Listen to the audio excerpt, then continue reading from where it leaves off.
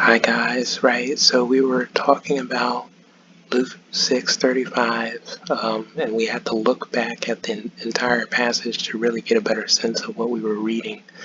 Um, and we were talking about how, um, as you can see here, God differentiates between the secular, worldly understanding of love, and really the principles of treating other people in general. Um, and his version of that, right? There's a difference. And he specifically talked about lending. And what I noticed here is that you can really, lending is something, I think in particularly when you look at the way that he talked about it, um, lending is not, lending is an act that is an act of kindness, and you do it not because you expect to be paid back. Um, you do it in faith. You do it with the understanding that regardless of whether or not that person pays you back of his own accord, let's say, somebody gives me $5, and because I need $5, I can pay them the $5 back. But God says that that person shouldn't ask me to pay the $5 back. What he's saying, and that doesn't mean that you can't, you have to get all the money, that it doesn't mean that you can't ask people to pay you back. But it means that when the general rule of thumb is that you are to give unto others as God gives unto you, because God doesn't ask for payment back. Think of all the things that God has done for you. God doesn't request or require anything in return, right? Other than, your obedience, which is regardless of whether or not he's giving you anything anyway. So that was all he was saying there. So you give to people, and you say, you know what? God is going to make sure that I'm taken care of regardless. And I was saying that this is not the only place that God tells people to give people, to lend. If you look at, let's see, yeah, Leviticus 25, verse 33 through 43. I'm probably just going to read that to you. And remember, this is back with the Israelites, right? This is before, we would even think this kind of teaching was relevant. But it was relevant to God because he was trying to make a point.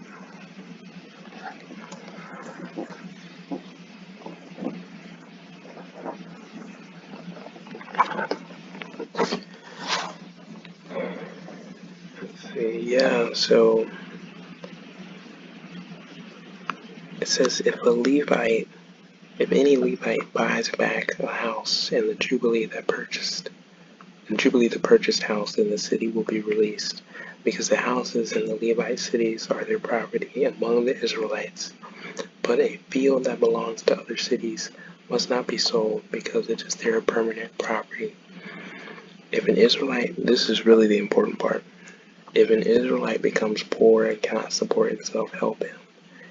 He must live with you as a stranger without a permanent home.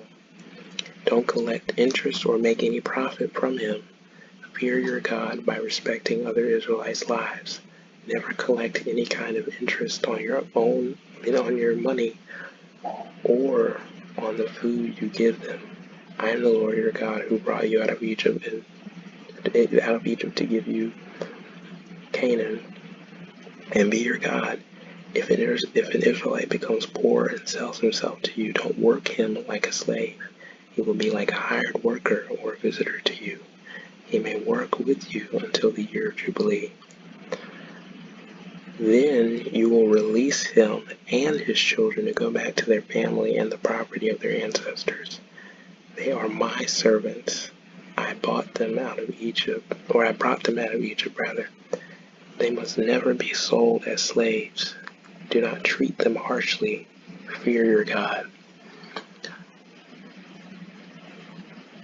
What you see here is God establishing a doctrine of how to treat other people. And Jesus sort of becomes the embodiment of this doctrine in the New Testament. Very important. I'm going to write that.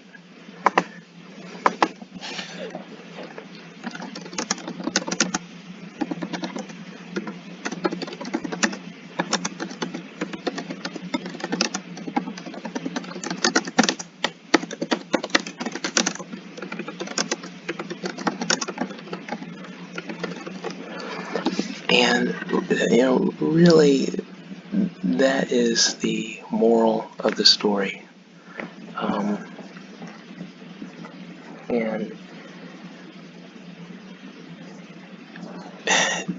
really, on one level, this is important because the first image of God that people see is you, right? So, you have to display that, right? You have to be like God to the extent that you can. But you're also doing it so that God can reward you, right? You will always be taken care of if you abide by this teaching. It's proven. David talked about it. You look at the Proverbs and you see it. I mean, it is a proven doctrine. If you treat people as God treats his people, you will always be blessed.